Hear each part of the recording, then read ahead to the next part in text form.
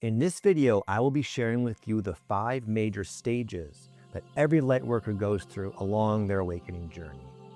Stemming all the way from stage 1, where you have your initial awakening experience, extending to stage 5, where you are living in abundance and you are essentially sharing your light with the world and very happy you've come here. But in between 1 and 5, there's a lot that goes down. A lot of change, a lot of transformation, a lot of points where you feel lost and abandoned and just clueless. You don't know where to turn. And many other types of interesting experiences along this roller coaster ride of awakening. And the purpose of this video is to share with you what I've learned having gone through these stages, which, by the way, you might assume I'm implying I'm at stage 5 and I've made it. I have made it to stage 5, but you know what happens when you get there? You start going back through them. It's like a spiral journey, my friend. And my goal is to help you not get stuck. Most people, in fact, get stuck at stage 3, I'll just say. I was stuck there for years. And my hope is that by watching this video, a few things happen. 1, you realize that you're not alone in this. And you are certainly not going crazy, as out there as some of the experiences you may have been having seem to be. But mainly, my goal is to help you move through these stages a lot faster and more smoothly than I ever did. So if I can accomplish those things, then I've done my job. So welcome to my YouTube channel, my friends. My name is Victor Oddo, and I'm very happy to have you here. I'll see you inside. Stage number 1, I call the shake-up phase. This is where life brings to your awareness the fact that you are waking up. This can happen in a variety of different ways. Sometimes people, especially nowadays, will experience just an unexpected glimpse of the divine. Some type of experience just falls into their lap where they all of a sudden feel the connectedness with themselves and the world, how we're all one. And these are not just ideas they've read or learned about. This is an actual experience of oneness. There can be powerful energy moving through the body involved, visions of spirit guides, angels, and many, many other types of fantastic, wonderful, divine manifestations that just, again, happen for no reason. Now, some people find themselves getting to this awakening point through pain and through suffering. Sometimes it can be like a traumatic accident, or it can be just a prolonged period of despair.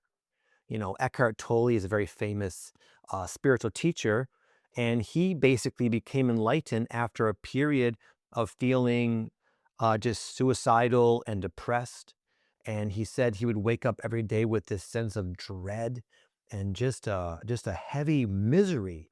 And eventually it just cracked him open, and he found himself one night falling into this void of divine bliss. And he came out the other side as this enlightened spiritual teacher.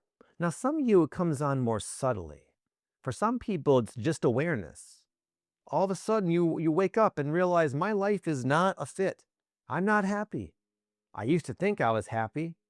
I now know I'm not, and have to face that. I'm not happy with my career.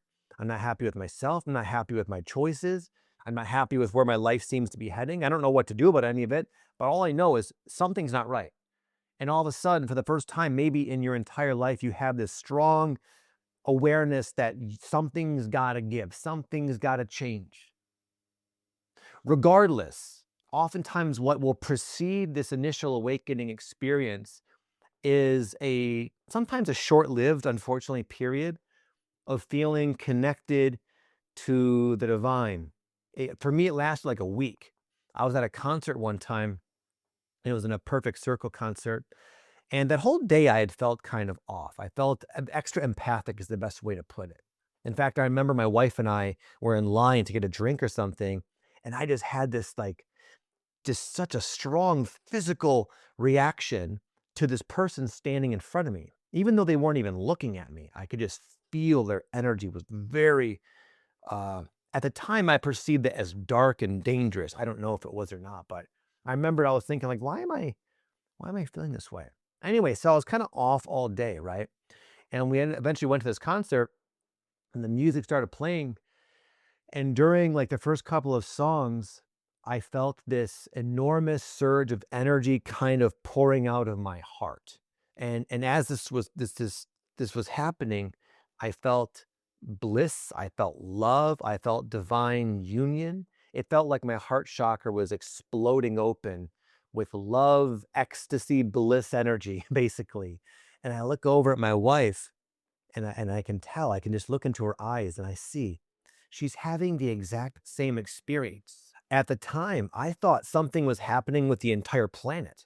I thought everybody at the concert was feeling this thing. I thought something was like overtaking the planet and we were having like a mass spiritual awakening. It didn't take me long, of course, to figure out it wasn't everybody, it was just us. But anyways, after that, for about, I don't know, 1 to 2 weeks, I felt like my entire ego took like a back seat, and I was just sort of led through life through synchronicity and these little miracles that kept happening. And I just felt like I always knew where to go and what to do. And I felt really connected with my path and my soul. And then what happened was it just wore off. My ego structure reformed itself. That experience of divine connection faded, and all I had was the faint memory of what that all was. But nonetheless, the important takeaway from stage one is that you are somehow initiated into what's going to be a very powerful journey of awakening and transformation, whether it's through pain or whether it's through just a random divine experience or whether it's through just a prolonged or whether it's through just this like sudden awareness of the fact that you're not where you're meant to be. Nonetheless, it all leads you down the same essential path to stage two. Stage two, I call the hermit stage of awakening. This is where you can't help yourself but investigate what the heck just happened to me. This is where YouTube mentors might pop into your life. This is where you might have a friend recommend a certain book. The information to help give you context of what you just went through will somehow, some way, shape, or form, whether it's gifted to you in some synchronistic way or you seek it out yourself, the universe will give you stuff to reflect what you just experienced. So you might find yourself just spending entirely way too much time watching YouTube videos, watching documentaries, reading spiritual books. You just every day Amazon's bringing you a new book about some type of esoteric concept, some type of spirituality. For me, I did a lot of research with past life experiences and near-death experiences and Kundalini, and there's so many different topics out there that represent this broadened landscape of reality and the psyche. It's far more vast and interesting than you were led to believe, and now you know that for a fact, and you can't help yourself but maybe even neglect some of your other priorities in favor of just going down the rabbit hole and seeing how deep it can go. There's nothing else that seems important to you. This is the most important thing you've ever found in your life, and you're just going for it. And also around this time, many people will find that they're not working one way or the other, or at the very least, wishing to not be working. You might find that you're spending a lot more time alone. You just don't feel like you click with other people. In fact, during this time, you might even feel like it's difficult to be around people, especially people who you're close with, because you're so sensitive. You're like, you've just woken up and there's so much up at the surface, and it takes time to acclimate to this new awakened sensitivity. And really the only safe, natural thing to do is explore your spirituality, whether it's through books and education or experiences. Around this time, for example, I became really interested in opening my third eye. I bought a book and I would meditate every day. I was doing yoga. I was changing my diet. I was trying to raise my vibration, all this stuff. It literally just consumed me.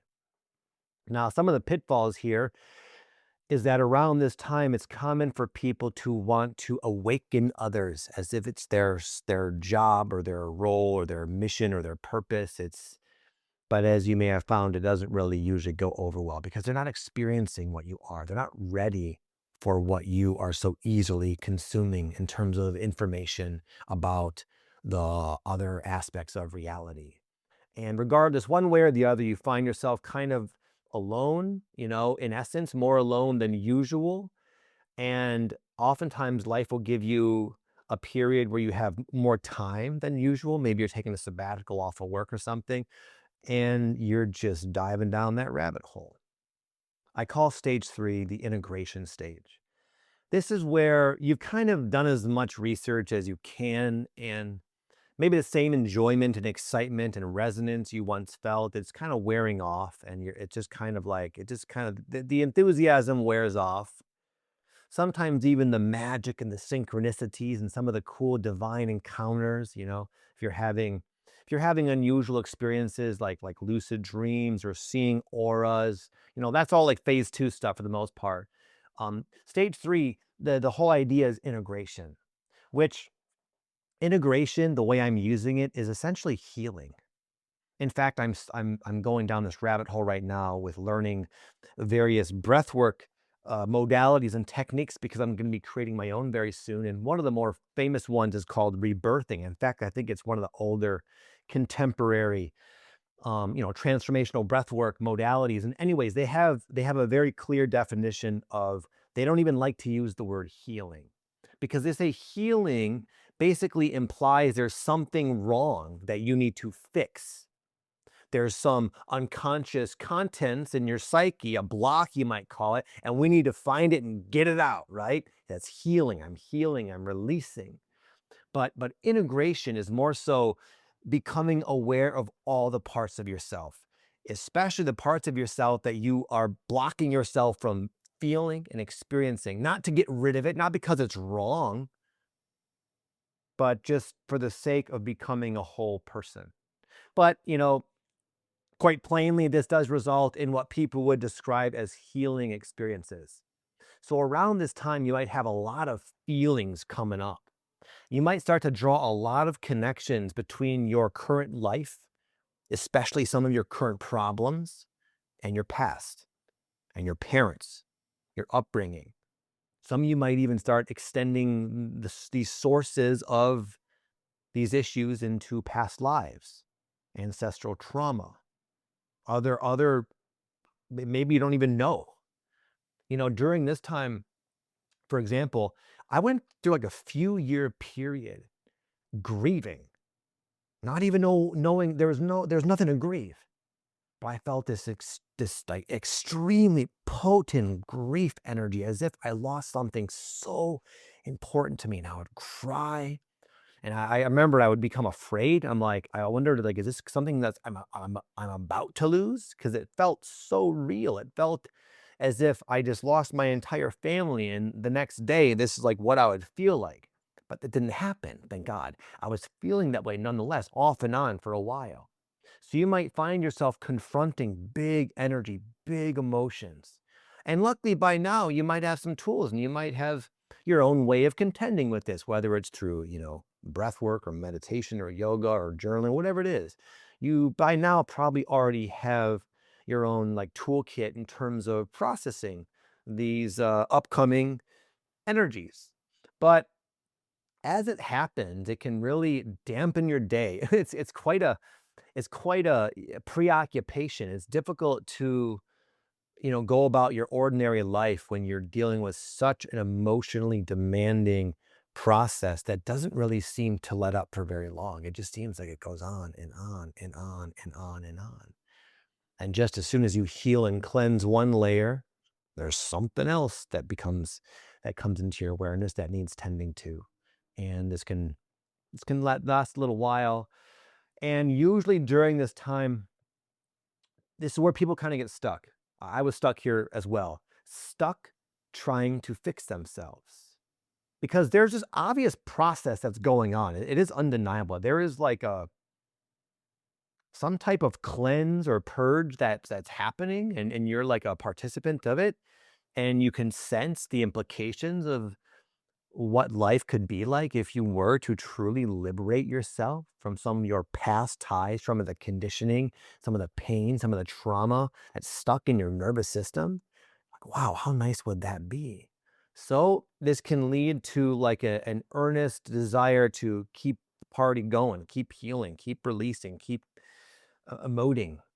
And what happens is that the seeker can oftentimes find themselves becoming backed up in the practical matters of their life. For understandable reasons, many important things start to take kind of a back seat, like finances, even your relationships, maybe. Even though you might be playing out some of this with your people in your life, your health, your where you're going in life, you might find that this becomes almost a full-time job, this healing that you never really remember signing up for. You just find yourself kind of experiencing. And because of this, a couple of things. One of them is people get kind of backed up in their life and kind of overwhelmed by like how much it might take in order to get their life back on track. And then also this idea that you know, my big breakthrough is right around the corner. And once that happens, then I'll be good. And then I can sort of start to manage my finances and take charge of my life. But what I've found is that that day doesn't really come. At least it hasn't for me. And I've been at this for over 20 years. And what I've learned is that it's possible to work out, get back into life, and deal with the practical aspects of life while tending to your emotional needs and healing, but in a more like balanced, synergistic way. Rather than something to get over with, like I would just like to pass stage 3, Vic, and move on. Rather than that, it's more so accepting that healing and transformation and integration is part of your life now, basically. And it's possible to deal with it in like spurts, in cycles when it feels relevant. And in the meantime, you can tend to your life and make sure you're still thriving in 3D. And I'll just go over quickly a few of the pitfalls. There are kind of many, which is why so many people get stuck here. One of them is that the person is overly humbled. Listen, I'm a huge fan of humility. I also know that the awakening process can certainly very quickly inflate the ego as it begins to take credit for the magic it's now possessing. At the same time, becoming overly meek and overly humble because you're becoming so aware, so acutely aware of your shortcomings, all your indiscretions, all your mistakes. And it can be like you start to kind of like feel like a failure at life. And on one hand, it's true. You are seeing it is almost sometimes it's a big pill to swallow when you realize just how unconscious you once were and maybe still are. It's a trip, and it can lead to this feeling of not being ready. I'm not ready to go back out there into the world. I'm not qualified. I'm not equipped to help people. I have nothing to offer. I'm a basket case. I'm a mess. Not true. Not true. And what you'll find is each and every layer of your psyche you integrate, you become more and more conscious, more and more credible, even though there's still a lot more to dive into. Another thing that can happen is people develop an overall apathy towards ordinary life. Like you're now piercing into the spirit world. You're processing energies your ancestors never could. You're wrapping up past life ties left and right. It's like, how can I cut the lawn? How can I really go get a car wash? It just seems so insignificant, so unimportant to like the grand scope of what is life has put in your path. And yet we live here on earth. You don't get a car wash, it's going to start to look dirty and people are going to start writing things, obscenities in the window. If you never cut your grass, your neighbors are going to get probably a bit annoyed and you're going to feel bad about it. So it's important to learn the fact that you can do both. You have that power, even though for a time you may not have. Eventually, after a little while, you have it, but many people don't know that. They don't know they can do both. I do both. I've been of service for the last almost 8 years in a very big way, and I still am healing. I'm still processing. I'm still finding myself, discovering unexplored terrain within my psyche that trips me up, throws me off. It's, so my point is like, it can be done and you can do it. And the final hang up here is people, and understandably so, but they get stuck waiting for guidance. Up until now, you may have experienced a tremendous amount of guidance, divine inspiration, synchronicity, kind of pointing the way, pointing to your true north. Then you get to this point where that kind of wears off. You're still integrating and going through all the stuff I was mentioning, and you think, well, you know what? I'm willing to move forward. I just don't know where to go. And I'm waiting for something to tell me. This is kind of like the stage where you take off the training wheels. You needed them in the beginning. You falling on your face left and right. But at some point, they slow you down. Right now, all your friends, your lightworker friends are out there racing on their speed bikes, and you're like trudging along on your training wheels. It's time to rip those babies off. And what does that mean? It means stop looking outside yourself for guidance. Start looking in here. Start asking yourself, what do I want? Maybe you know what happened to me? I got impatient. I was waiting to be told what to do. From what? I don't know. My higher self, God, my soul, synchronicity, divine intervention. I don't know. But I was waiting on something beyond me to tell me what I am to do. And I waited and waited and waited and waited and waited and healed and healed and healed and healed. My life became more and more and more and more backed up until finally at a breaking point, I said, I'm done waiting. To hell with this, to hell with them. And I looked at my life and I said, you know what? How do I want my life to look? What do I love about my life? And what do I not love about it? What new things would I like to create in my life? And I just started going for it. The way out of stage 3 is action. Taking charge of your own life because you have that power. Stage 4 is what I call the embodiment stage. This is a bit of a juggling act because you're still processing, you're still doing the integrating, and you may have for a while put off a bunch of stuff in your life, and now you're really busy, but you're still not quite stable. And like we'd all like to kind of be stable, be consistent, be aligned with a high vibration predominantly, and then we'll go off and we'll start playing around in the world. It doesn't work that way. You're still up and down, up and down, up and down, and you're out there on your bike and there's no training wheels. But just as you would expect initially, you might still fall a few times because you're used to the training wheels. So it's not about busting out of the gates complete, ready, equipped. You're a beginner again. You're learning as you go. Many times after there's all this stuff I described, what you involve yourself in is some type of new project, whether it's just a completely different life direction you now know you want to take yourself, or it's a new career, some type of sense of purpose. Many times around this time, you will have a sense of purpose. You'll have an awareness that you are meant to do something. You do have like a calling. And you might not know what it is yet, but the embodiment phase is where you're really actively exploring it, but not just in a mental, contemplative way. You're actually getting out there and trying things. Like for me during this time, I felt this calling to get onto YouTube. And I didn't know initially like what that was going to look like. I didn't know what I'd even be talking about. In fact, my earlier YouTube channels had nothing to do with this.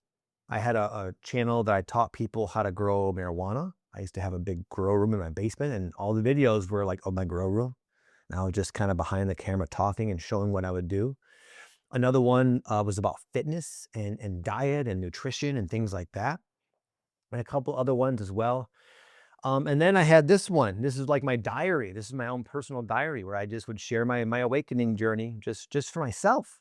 And ironically, it's the one that kind of took off, but I would have never known that if I was still waiting for clarity, like so many people are. So the embodiment phase is you get sick of waiting, just as I mentioned, and you're getting out there and you're doing your thing as best you can, but it's not perfect.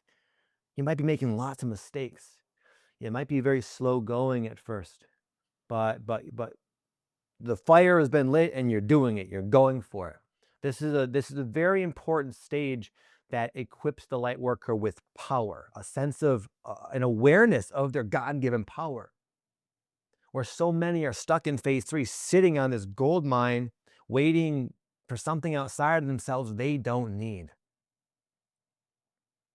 It's like almost like you've been sitting in a chair your whole life and you don't realize you can just stand up whenever you want.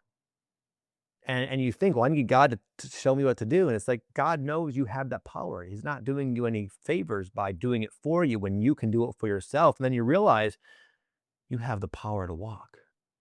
You have the power to pursue your purpose. You have the power to make your life any way you want. So that's why the guidance goes away initially for a time. That's why you find yourself kind of feeling abandoned, because it's time to go off. It's time to enter and be involved in the embodiment phase. And it's only through this that you cultivate the confidence, the clarity, the strength, the courage, the faith. These are things that you uncover and create and cultivate within yourself through action. So the embodiment phase is a time of action. And what I found is, as I went through this, once I started kind of doing my part in the equation, guidance did come back. Synchronicity did finally come back. And then it was a genuine co-creative experience. And stage 5 is the sharing and the abundance phase. This is where your purpose takes on a life of its own. You know, for example, this YouTube channel alone has reached over 300,000 followers. Probably 20 million people have seen this little channel of mine. And it all began with just this feeling I would enjoy creating a YouTube channel and me putting in the work. And, if you saw my earlier videos, they weren't very good. I was not a natural at this at all. But somewhere along the way, something just started to kind of happen through me. And even to this very day, I find that what I do is something I participate in and play off of. It's not so much Victor's YouTube goals. It's more so this creative energy that kind of has a will and an intelligence and kind of an aim of its own that I just sort of play off of. And when that starts to happen, which can happen to any of you in your own way, it doesn't have to be YouTube. It doesn't have to mean you reach millions of people or anything. It can be everybody has some type of gift, some type of purpose, some way of relating with the divine and co-creating something that feels really good to you and other people. And when you start doing that, that's when the abundance really flows in, oftentimes beyond what you even would think you need or expect, because you're sharing so much light with the world, whether it's through YouTube or whether it's you just going about your day, doing your thing. An old friend of mine, I was texting with him, and he had this dream from the time he was 12 years old to own his own lawn cutting company, lawn care company in Michigan. And he's doing that now. And that's his version of being on YouTube. He's happy, he loves it, and it's aligned for him. And I could just hear it. I could feel it in the tone of his text that he was happy. He's doing his soul's work. He's making a difference in the world in his way, and it's just as valid as anything else. Stage 5 is about alignment. It's about sometimes relinquishing our own idea of what we need to do and asking ourselves, how can we help? What is the most authentic? What is the most exciting? What evokes the most passion? And then doing it. And then eventually, again, it kind of takes on a life of its own, and it really does become a co-creative experience. And it's a real blessing and a real joy. I know, regardless of where you find yourself on the spectrum, depending on where you're at, some of you might feel like you don't even want to be here. I don't want to help these people. People suck. People bring me down, man. I've been hurt before. I've been burned. I don't like it here. I don't like the energy. I don't like the vibe. But I'll tell you this, it feels really good to help. It feels, in fact, great to help. It doesn't matter who you're helping or how you're helping. It feels amazing. It gives you what you feel is missing. At least it has for me. And I hope you see it through all these different stages, and I hope you learn something from this video. Because what I've also learned is this is not some linear thing. I'm not coming to you from stage 5 saying, I made it. I'm just now helping you up the mountain. There's always another mountain to climb. I found it you go back through all these over and over and over and over again. And it might sound like a drag, unless you learn that this is the idea, to embrace the journey. All the stages have a place. Growth is not linear, it's like a spiral. There's nowhere to get. We're just spiraling outwards, man. And it's a pretty groovy ride. You know, when I'm in the embodiment phase, for example, I'm like missing the hermit phase. Like, oh my God, I would just love a break. How nice would it be to do nothing and just read spiritual books all day?